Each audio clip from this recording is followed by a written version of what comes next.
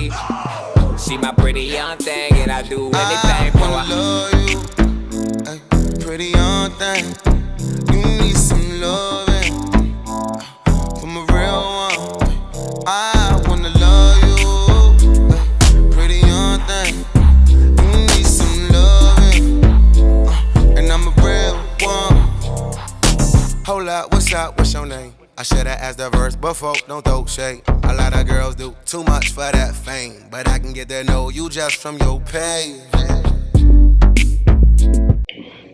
So yeah, you also want to complete interns. It's another big thing. Complete interns. Interns are so important. You need to be doing an intern every single summer. Don't work, don't get a job. Don't say I need to get a job, I need a car, I need this, and the third. You can, listen to my words, you can get paid way more doing an intern and sitting doing something that's going to benefit you. Sitting, maybe standing, but doing something that's going to benefit you versus working at McDonald's or American Eagle or Walmart. All of that, I mean, it's okay to do it while you're in school. It's even great to having a job in school. There's nothing wrong with having a job in school. And they like to see that. But when it comes to the summertime, you need to do an intern. I interned at Meharry, I interned at University of Mississippi Medical Center, and I even interned at University of Chicago. So all 3 summers, I interned.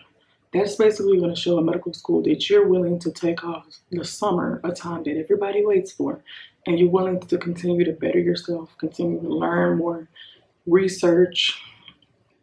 Try to at least make 1 or 2 of those research. Like, they love for you to research. Research in your interns if you can. If you're able to bench work and research along with one of your teachers, which I wasn't necessarily able to do, then do that as well. If you're able to research all semester with one of your teachers, do that. But if not, research interns. Interns that have research opportunities are amazing. They'll show you a lot about research that you didn't know. Like, sometimes I thought research is PCR and DNA gel electrophoresis. It's just boring. But my first research project, I had the opportunity to research basically how kidneys are affected from estrogen hormone replacement therapy, which was something I was interested in because, I mean, I'm going to go through menopause eventually. A lot of people I know are going to go through menopause eventually. The entire female race is going to go through menopause eventually. So that's one way that I can give back to, women who have done so much to make sure I have the opportunities that I have. And even at the University of Chicago, I got to research air pollution and sleep apnea, which air pollution, of course, as we see, is becoming very detrimental, but I never knew how detrimental it was to health until I researched it. And sleep apnea was something that I didn't notice that my father had until I actually read about it, but it's just something that you learn that you don't necessarily know how important it is until you do the research behind it and read 25 articles on how this is affecting people and how things that you may be reading are really affecting people's health. So that's pretty great to do research intern. So you have like 15 things on there that are like your most, that are 15 activities that you get to put on that list. So what you want to do is you want to have 3 that are very important and 12 other ones. So you want to make a few of those volunteer, a few of those clubs, a few of those interns, a few extracurricular activities, hobbies. You just kind of want to split it up. So know that you have 15 things and see how you want to split them up. Make some of them, usually the clubs you're putting, you should make them where you have a leadership role or related to medicine.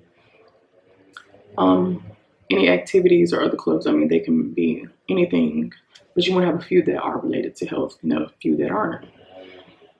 So yeah, you want to have that on there. You want to have interns on there. I know I had a lot of tutoring on mine because I feel like that was important to show that I was also volunteering through tutoring. Okay. Yeah, so you want to do that.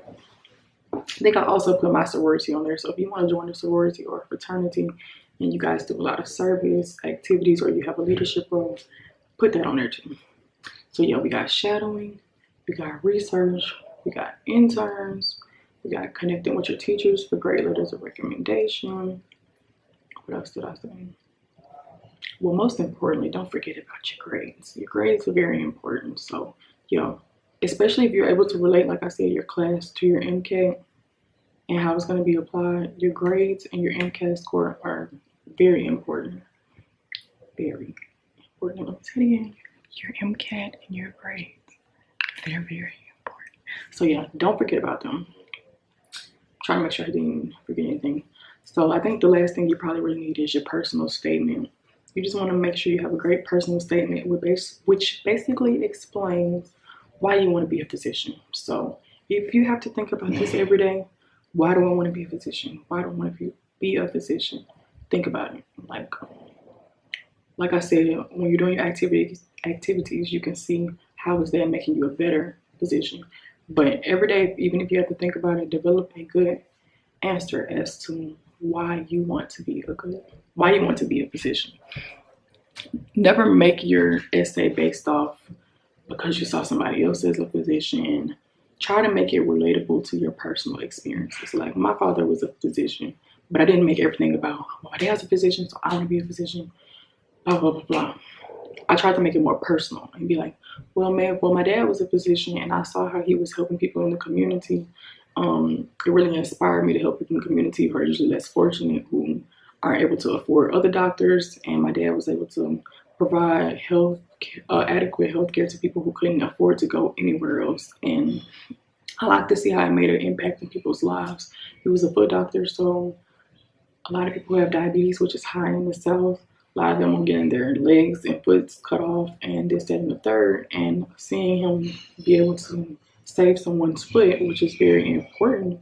People don't understand how much their foot and their legs are important, so they don't have them, was something that showed me how we can change a lot of aspects of medicine by just having doctors who are prepared and who are educated correctly. So things like that, you don't want to just make it totally relatable to someone, like related to yourself as well. And don't use the word, I just want to help people. And then you also want to distinguish, a lot of them are going to want to distinguish, well, you can be a nurse, or you can be a healthcare administrator, or you can be a physical therapist. Why do you want to be a doctor? Like, think about it. Like, just think personally on your circumstances of why you want to be a doctor. The medical schools want to know that you want to be a doctor and nothing else. Also think of a resilient experience, because most places and schools are going to ask you what is going to make you a tough challenge you've been through and how did it make you better. They want to see that if you've had any bad things happen to you, how did you bounce back from it? Because bad things are going to happen to you all the time, especially in medical school. They just want to know, how well do you bounce back? And study abroad if you can, because studying abroad is a good way to learn about another culture. And if you can, I do suggest trying to learn another language, especially Spanish. There are going to be a lot of Spanish speakers in the healthcare field. So I actually do suggest you take Spanish 1, 2, 3, and 4 until you get out of college. Like, try your best to learn a new language. Like, I think it will look stellar on your application. Like, definitely, if you can, try to learn a new language. And also do things in your community, not just things for your school. I moved around a lot, so it was kind of hard for me to necessarily do things just in my community, because I never went back to my community because my parents no longer live there. But if you started something in your community that you did in high school, try to actually go back, to your hometown and continue doing things that you may have been doing since high school or whatever. But try not to make all of your volunteering activities just related to your school. Try to make some of them also related to your community, your church, anything like that. Try to make sure I didn't forget anything. Also have a good social media presence. If someone didn't tell you that, don't put anything on social media that you wouldn't want your parents to see. And don't put anything on there that may be very just be cautious. I'll just say that, just be cautious. If you are going to put something that's not very more political or extreme, I suggest putting it on Snapchat, where people are more afraid to screenshot it and it only lasts 24 hours, versus putting it on Instagram. Try not to show any revealing clothing, any drinking pictures. Yeah, just have a good social media presence. If you've ever been about to join a sorority or anything, basically keep it the same way that you would before you would join a sorority. If you wouldn't want your job to see it, of course you wouldn't want medical schools to look at it either. So that's pretty much another one. Try to make sure I'm not forgetting anything else. Got your grades, your teachers, letters, recommendations, your personal statement. Your personal statement only has to be like a page. You don't want it to be longer than 2 pages, basically. And I think that's it. So shadowing, interns, research, social media, teachers, grades, MCAT. Try to take MCAT prep.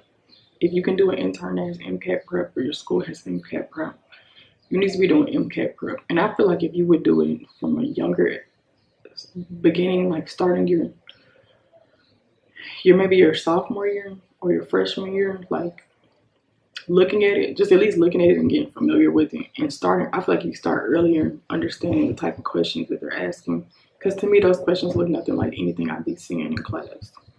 So I feel like if you start getting acquainted with the question types earlier, it's not going to be so overwhelming to you when you take the test, and you're not going to be like, what the fuck is this?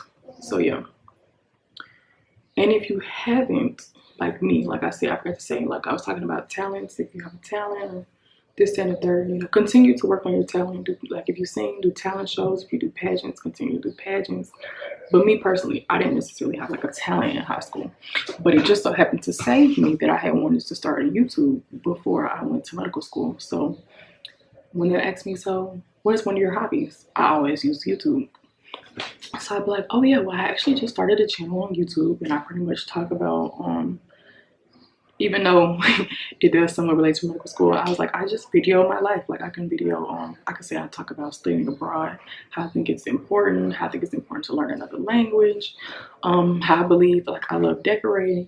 I feel like if you change your room, you can change your life. Or I can say a lot about, a lot of people don't have so many resources when it comes to knowing about medical school or studying abroad. So I just want to be able to give people access to information, you know, with the click of a button. So you can always develop a hobby. It's never too late. Like if you know you've always wanted to start a YouTube channel and you don't have a talent, you can always use that as your hobby. And I think that's one hobby that a lot of medical schools have been surprised to hear. Like they're like, oh wow, you do that? Like that's cool. So yeah, like I say, you know, I edit my videos, I post, I make my social media presence known about my videos. It just shows that you work hard. Like showing that I do all of this to put a project together for other people, it just shows my dedication, and the fact that I'm also doing it for free. So having all of those basically really just solidifies your application. So those are some ways to have a really good application and getting it prepared by starting in high school and college, because you don't want to just open the application and be like, oh my God, I don't even have 15 things going on here. And so yeah, like I said, 15 things, you have 3 experiences, which will be your most meaningful. So those you want to write in detail about. Somebody had told me it's good to keep a journal. I'm not a journal writer, but I do agree that she was right. You should keep a journal about like your activities or your interns, because it'll allow you to be very detailed in remembering. Some people don't always, you know, remember exactly what they did or how it helped them. But if you write it down at that time, it's going to help you a lot better. So those are a few ways to get your application together. If you have any questions, comments, if you're struggling and you need help and you need a prayer, I'm always here. You can always message me on Instagram or Snapchat. My name is always in the bottom or whatever.